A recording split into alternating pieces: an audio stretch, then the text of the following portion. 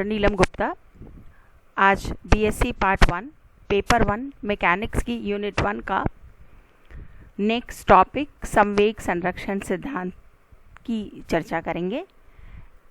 कल की क्लास में हमने पढ़ा था कि गैलीलियन रूपांतरण में स्थिति, वेग, त्वरण व बल के रूपांतरण किस प्रकार से हम निकालते हैं। साथ ही साथ हमने यह भी कंसीडर किया कि गैलीलियन रूपांतरण में कौन सी भौतिक राशि जो है वो हमारी निश्चल रहती है। इसी प्रकार हम कुछ संरक्षण सिद्धांतों की विवेचना करेंगे। उन पर गैलीलियन रूपांतरण समीकरणों में गैलीलियन निश्चलता रहती है या गैलीलियन निश्चलता नहीं फॉलो करते हैं। इसी चीज़ को आगे बढ़ाते हुए आज हम कंसीडर करेंगे कि संवेग संरक्षण सिद्धांत क्या है। जब भी हम संवेग संरक्षण की बात करते हैं, इसका मतलब हम दो कणों की बात कर रहे हैं। किसी एक निर्देश तंत्र में हमारे पास दो कण हैं और दोनों कणों के मध्य किसी प्रकार की कोई टक्कर हो रही है और उसी घटना से हम संवेग संरक्षण के सिद्धांत की व्याख्या कर सकते हैं। संवेग संरक्षण के सिद्धांत को समझने के लिए हमने कंसीडर किया कि माना हमारे पास एक जड़त्वीय निर्देश तंत्र है जिसको हमने नाम दे दिया S। उस जड़त्वीय निर्देश तंत्र में हमारे पास दो कण हैं, एक कण जिसका द्रव्यमान m1 है, दूसरा कण जिसका द्रव्यमान m2 है। हमने माना कि दोनों कण एक दूसरे के साथ कोलाइड कर रहे हैं। m1 द्रव्यमान पहले कण का द्रव्यमान है, दूसरे कण का द्रव्यमान m2 है। हमने यह भी कंसीडर किया कि टक्कर से पूर्व पहले कण का वेग u1 था तथा दूसरे कण का वेग u2 था। उसी प्रकार टक्कर के पश्चात दोनों कणों के मध्य ऊर्जा का एक्सचेंज हुआ, एनर्जी एक्सचेंज हुई, जिसकी वजह से पहले कण का टक्कर के पश्चात वेग v1 हो गया तथा दूसरे कण का टक्कर के पश्चात वेग v2 हो गया। संवेग संरक्षण के नियमानुसार हमने कंसीडर किया टक्कर से पूर्व कणों का कुल संवेग टक्कर के पश्चात कणों के कुल संवेग के बराबर होगा। अर्थात टक्कर से पूर्व कणों का कुल संवेग कितना था? m1 u1 पहले कण का संवेग, m2 u2 दूसरे कण का संवेग, अर्थात कुल संवेग m1 u1 plus m2 u2 is equal to m1 v1 plus m2 v2। यह संवेग संरक्षण का गणितीय समीकरण हमें निर्देश तंत्र S में हमने लिखा है। अब हमने कंसीडर किया कि एक दूसरी निर्देश तंत्र S डैश है जो पहली निर्देश तंत्र S के सापेक्ष नियत वेग v से गतिशील है।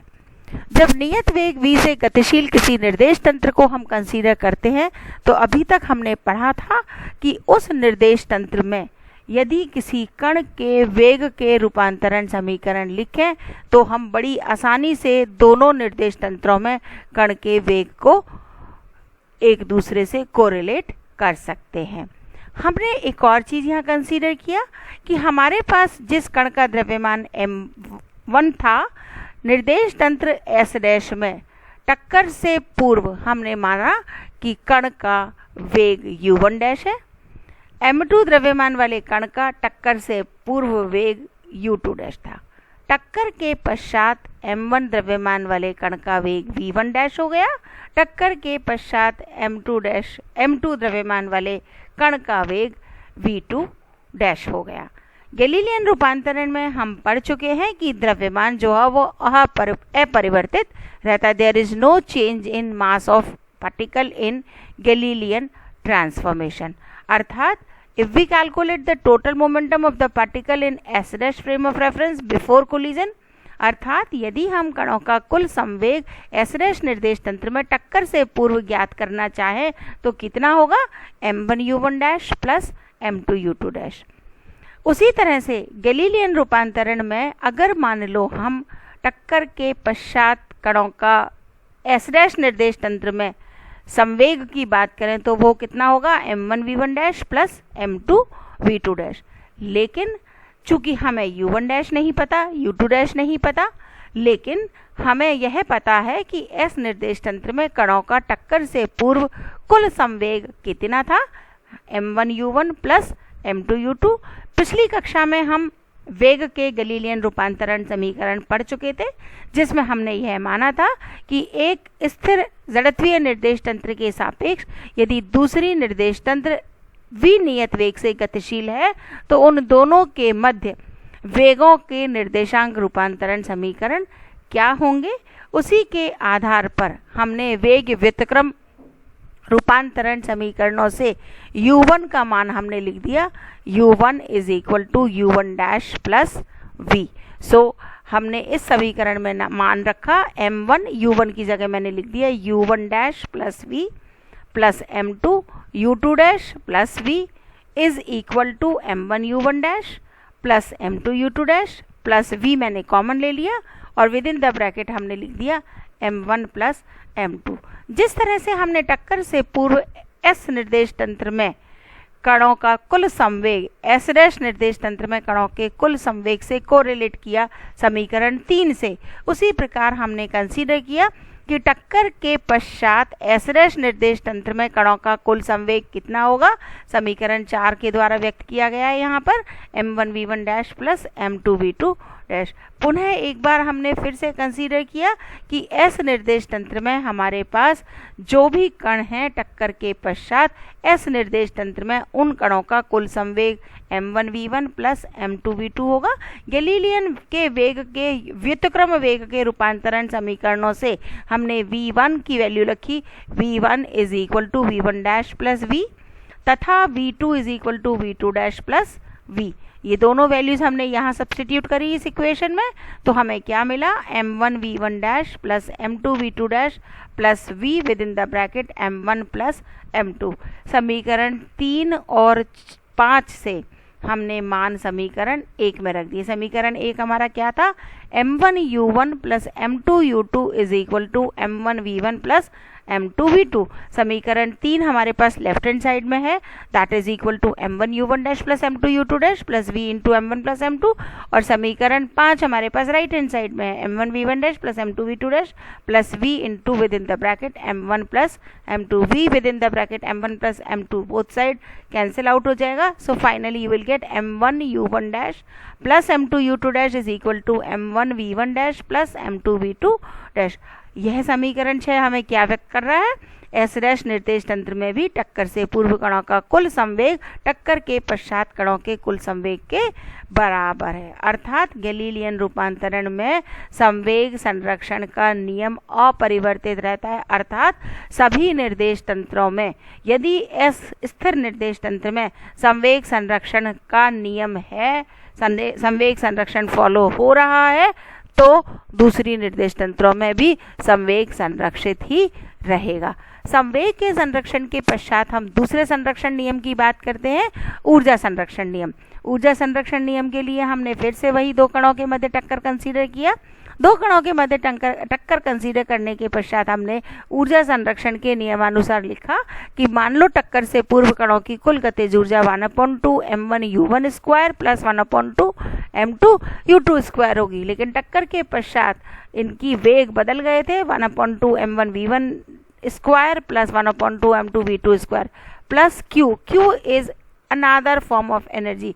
मे भी जब दो कणों के मध्य टक्कर होती है, जैसे मान लो एक स्कूटर की और एक कार की टक्कर हो जाती है, तो कोई ना कोई टकराने के पश्चात वेग में तो परिवर्तन होता ही होता है, लेकिन कई बार डेंट आ जाता है, कई बार लाइट जल जाती है, कई बार ध्वनि बहुत तेज आती है कि हमें दूर बैठे ही पता चल जाता है कि वहाँ टक्कर हुई है। तो एनर्जी किसी भी दूसरे रूप में परिवर्तित हो सकती है। That change in energy in any form of or any type of energy is represented by Q। वही हम फिर से कंसीडर करें कि यदि मान लो हमारा S निर्देश तंत्र में ऊर्जा संरक्षण सिद्धांत फॉलो करता है, तो S डैश निर्देश तंत्र जो कि S निर्देश तंत्र के सापेक्ष नियत वेग से गतिशील है, उसमें भी ऊर्जा संरक्षण सिद्धांत होगा या नहीं। यदि हम मानते हैं कि होगा, तो उसका समीकरण भी क्या होना चाहिए, 1/2 m1 u1 dash square plus 1/2 m2 u2 dash square is equal to 1/2 m1 v1 dash square plus 1/2 m2 v2 dash square plus q। अब हमारे ऊपर वाली जो इक्वेशन थी समीकरण 7, इसमें हमने u1 का मान रख दिया so this equation becomes 1/2 m1 with in the bracket हमारे पास क्या है u1 dash plus v whole square plus 1/2 m2 u2 square की जगह हमने लिखा u2 dash plus v whole square is equal to 1/2 m1. Again we have to put the value of v1 in the form of v1 dash and v, so it is equal to v1 dash plus v whole square plus 1/2 m2 v2 dash plus v whole square plus some amount of energy q. By opening all these bracket terms, so the first term is 1/2 m1 u1 dash square plus 1/2 v square हमने common ले लिया first और second term से, और इसको with in the bracket मैंने लिख दिया m1 प्लस m2. फिर वापस v कॉमन लिया और ब्रैकेट में लिखा m1 u1 dash plus m2 u2 dash plus 1/2 m2 u2 dash square. This is completes of your left hand side. The right hand side is also equal to 1/2 m1 v1 dash square plus 1/2 m2 v2 dash square plus 1/2 v square into m1 plus m2 plus v into m1 v1 dash plus m2 v2 dash. संवेग संरक्षण के नियमानुसार हमने क्या देखा था, m1 u1 dash plus m2 u2 dash is equal to m1 v1 dash plus m2 v2 dash. तो ये इधर की यह टर्म, ये वाली टर्म लेफ्ट हैंड साइड की और राइट हैंड साइड की ये वाली टर्म एक दूसरे से कैंसिल हो जाएंगी. सो फाइनली हमारे पास क्या बचेगा, 1/2 m1 v1 square plus 1/2 m1 u1 dash square plus 1/2 m2 u2 dash square is equal to 1/2 m1 v1 dash square plus 1/2 m2 v2 dash square plus some amount of energy q. This is represented by equation number 9. यह हमारी ऊर्जा संरक्षण सिद्धांत को व्यक्त करता है और जो यह बताता है कि ऊर्जा संरक्षण सिद्धांत भी संवेग संरक्षण सिद्धांत की तरह ही गैलीलियन रूपांतरण में अपरिवर्तित रहते हैं. न्यूटन के नियमों की निश्चरता को भी हम गैलीलियन रूपांतरण में व्यक्त कर सकते हैं. जैसे हमारे पास यदि कोई निर्देश तंत्र में कोई किसी कण के ऊपर वेग किसी एक निर्देश तंत्र में कण का त्वरण a है, यदि a हमारे पास एक जड़त्वीय निर्देश तंत्र में है तो दूसरी जड़त्वीय निर्देश तंत्र यदि नियत वेग से गतिशील है तो उसमें भी त्वरण कितना होगा, a डैश बराबर a होगा. अर्थात a डैश बराबर a यदि हम ये मान लें कि जड़त्वीय निर्देश तंत्र है और उस कण पर किसी भी प्रकार का कोई बाह्य बल नहीं लग रहा है तो S निर्देश तंत्र में कण का त्वरण 0 होगा. S निर्देश तंत्र में भी कण का त्वरण 0 होगा.